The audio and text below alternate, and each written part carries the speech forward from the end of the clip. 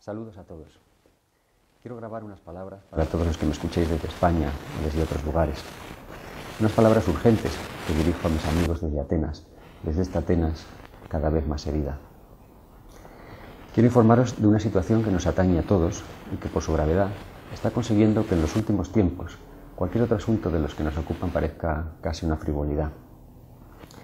También quiero pediros algo importante, pero voy a dejarlo para el final, porque confío en que no os importará esperar unos 5 minutos.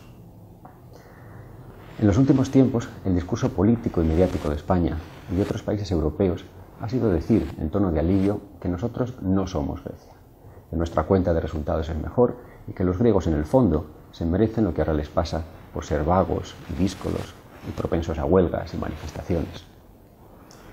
Esperemos que, ahora que la marea está llegando a España y a otras latitudes, ahora que comienzan a recortarse allí sueldos, pensiones, derechos y prestaciones, los españoles y los europeos sopesen mejor su juicio sobre Grecia y tomen conciencia de la verdadera naturaleza de la situación que nos amenaza a todos y de su verdadero alcance. ¿Qué es lo que está pasando? En términos históricos, lo que está pasando es que quienes controlan en el mundo el poder financiero se están haciendo con el poder político a través de la creación y de la explotación de la deuda. Y que lo están haciendo con la connivencia de nuestros gobernantes y ante la incapacidad de una reacción organizada de los ciudadanos. Por eso el problema de Grecia no es un problema de carácter local. Es la cara visible en Europa de una tragedia que nos afecta a todos: el progresivo desmantelamiento del Estado y de la democracia por parte de los agentes de la globalización económica. Lo que está pasando es muy grave, porque cuando las fuerzas económicas y financieras hayan conquistado por completo el poder político, desaparecerá la política como ejercicio de soberanía. La democracia será solo una grotesca quimera, y gobierne quien gobierne, seremos todos esclavos de un puñado de magnates del dinero. Resistir como ciudadanos frente a este proceso es el sentido profundo de todas las movilizaciones que desde hace año y medio aproximadamente ocupan día a día a gran parte de los griegos. El pueblo griego está dispuesto a hacer sacrificios, y muchos, pero poco a poco se está dando cuenta de que todos los sacrificios que se le exigen y se le imponen no van encaminados a acabar con un sistema perverso, sino a alimentarlo y a perpetuarlo. ¿Por qué? Porque el plan de rescate organizado por el núcleo duro de la Unión Europea y el Fondo Monetario Internacional, que se nos impone como única y desesperada solución ante una bancarrota segura, es un plan diseñado para salvaguardar el beneficio de los especuladores, para minimizar sus riesgos y para abrirles el camino a apropiarse de la riqueza nacional. No es en absoluto un plan para aliviar la situación del país, ni para generar desarrollo, ni para redistribuir más justamente la riqueza de todos. Muy al contrario, es un plan para que injustamente la riqueza de todos siga fluyendo cada vez hacia menos manos. Vamos a ser claros. Lo que se nos presenta como crisis es en realidad un ataque económico organizado, y lo que se nos presenta como deuda es un producto cuidadosamente diseñado como arma de sometimiento que da continuidad al colonialismo y perpetúa la misma violencia. 1 de cada 5 dólares de la deuda mundial se lo debemos al Fondo Monetario Internacional y al Banco Mundial. Para quien tenga nociones de historia contemporánea, son de sobra conocidas las prácticas de estas instituciones en los países donde han operado hasta el momento. Y si no, que se lo pregunten a América Latina, al África subsahariana, al Magreb, a los países del sureste asiático o a todos los del llamado tercer mundo, que durante las últimas décadas viven desangrados por un proceso creciente de acumulación de deuda, mientras pagan por ello al primer mundo 7 veces más de lo que reciben en concepto de ayuda al desarrollo. Estas instituciones actúan como intermediarias financieras, haciendo que a través de sus créditos los inversores tengan mayores garantías de cobro frente a los países en los que invierten. El objetivo de los inversores, ya se sabe, es cobrar. Pero como inversores privados no tienen ninguna garantía de que los países en los que invierten produzcan los esperados beneficios y el cobro llegue a hacerse efectivo. Están sujetos al riesgo de la apuesta, y su derecho al cobro se limita tan solo a una parte de los beneficios y nunca, claro está, a una parte del patrimonio del país en el que invierte. Así pues, para cobrar con garantías, su objetivo es introducir en el país un agente de cobro capaz de transformar la especulación privada en deuda pública. Y esto es lo que hace desde su fundación el Fondo Monetario Internacional.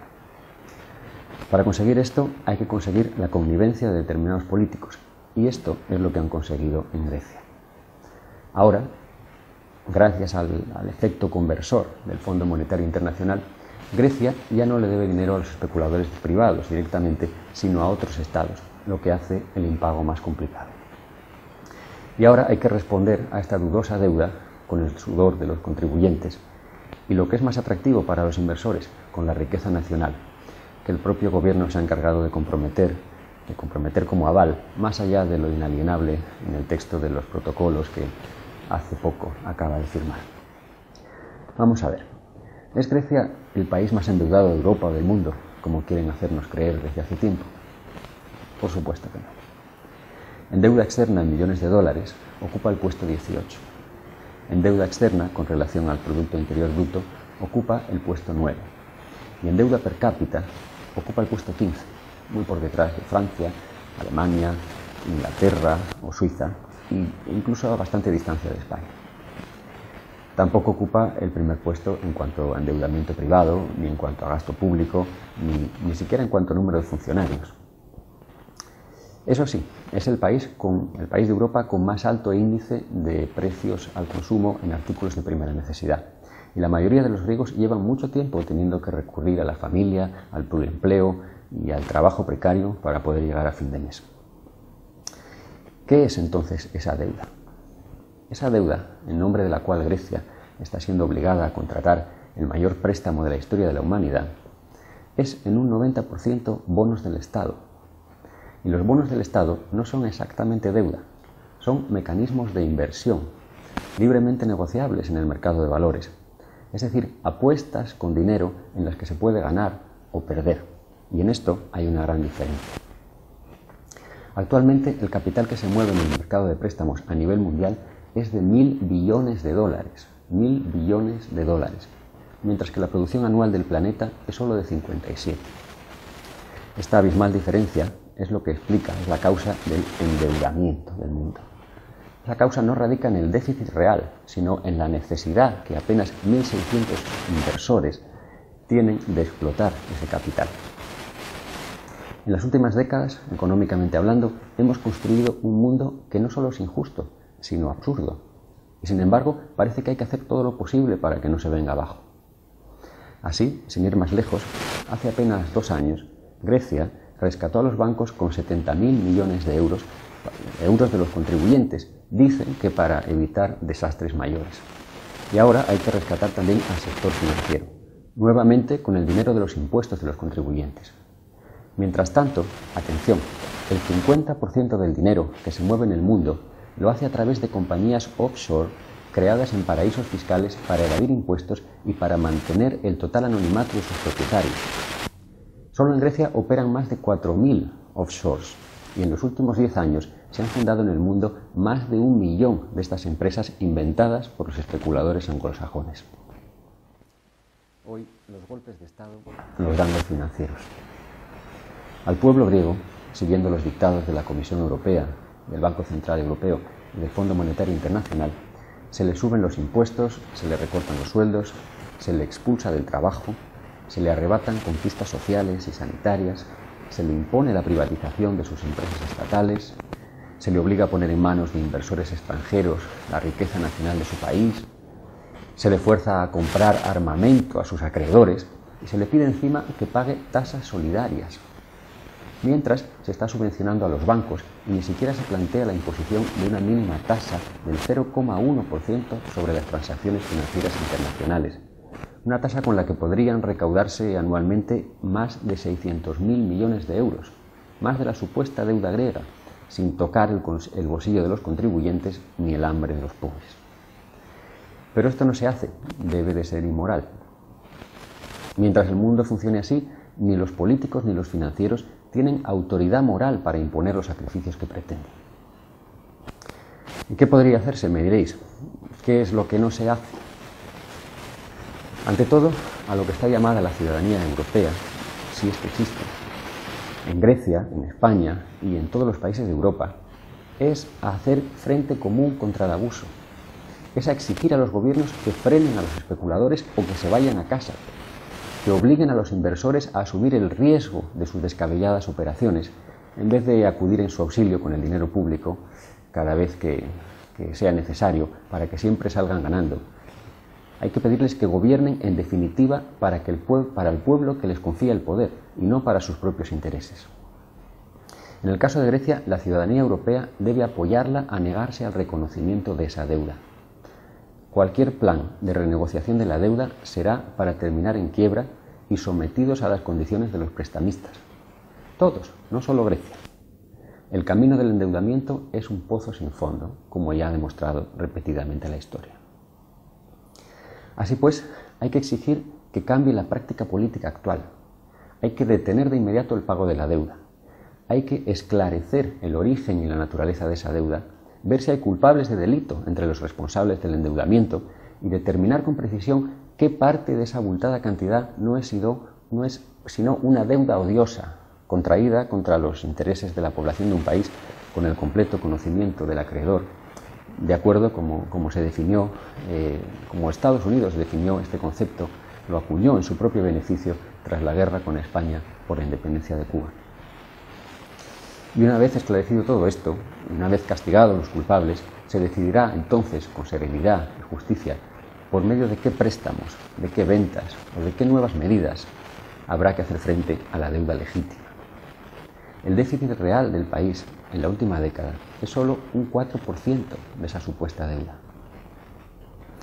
Una de esas medidas, por ejemplo, podría ser reclamar contundentemente las indemnizaciones de guerra que Alemania fue condenada a pagar a Grecia tras el final de la Segunda Guerra Mundial y que, pese a la ocupación militar, a las deportaciones masivas a los campos de exterminio y a los más de 1 millón de muertos, aún no han sido satisfechas. Otras medidas más económicas y menos históricas serían, para empezar, prohibir la operación de empresas offshore en suelo griego, bloqueando sus bienes y obligando a sus accionistas anónimos a identificarse y a tributar para poder desbloquear su propiedad. Es probable que la mayoría de ellos no se atrevieran siquiera a dar la cara. También habría que exigir a los bancos que devolvieran sus rescates. Habría que imponer tasas sobre las transacciones financieras internacionales, tasas justas sobre los vergonzosos depósitos en Suiza y en otros paraísos fiscales. Toda una serie de medidas tributarias para evitar el verdadero fraude, que es el que se produce a través de la banca, de la bolsa y de las offshore. Y junto a todo esto, habría que replantear la propia relación con la Unión Europea y con una moneda, el euro, que está diseñada con criterios neoliberales para la conveniencia prioritaria de Alemania y de algunos otros socios. Si no reconocemos la deuda, nos echarán de los mercados por un tiempo, nos boicotearán en lo posible, pero también nos ahorraremos el dinero de la especulación con los bonos y salvaremos gran parte de la riqueza nacional que se está yendo hacia los grandes grupos de inversores. Solo los intereses de los bonos para el año en curso son de 16.000 millones, lo mismo que se dedica en Grecia a educación y sanidad. Si no reconocemos la deuda, en vez de alimentar la especulación, podremos hacer frente al déficit, podremos respaldar la economía real del país, aliviar la presión sobre los ciudadanos, revitalizar el comercio y fomentar el ahorro. Y sobre todo, nuestros sacrificios, que serán muchos, sí serán entonces para echar abajo un sistema injusto y para construir otro mejor. Y ahora, llegados al final de estas palabras desde Atenas, es cuando deseo pediros algo importante: que ante los abusos de la globalización económica, ayudéis a globalizar también la resistencia. La sociedad europea está muy dormida y muy acomodada en la gestión política de sus deficientes democracias. Y, sin embargo, necesita con urgencia hacerse progresista en sus convicciones y reaccionar con decisión ante los nuevos golpistas. Combatir con eficacia la injusticia y la ignorancia, en vez de encubrirlas o favorecerlas de acuerdo con oscuros intereses.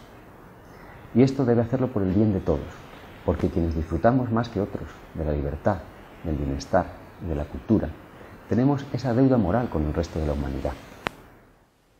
Sí, reconozco que soy antisistema, porque no entiendo cómo, en un mundo en el que 50 empresas acumulan mayor riqueza que 100 países, alguien solidario puede seguir siendo prosistema. Creo que en los tiempos en que vivimos, nuestro sistema necesita más que nunca disidentes, gente dispuesta a pensar alto, a sentir hondo y a hablar claro. Un abrazo muy fuerte desde Grecia.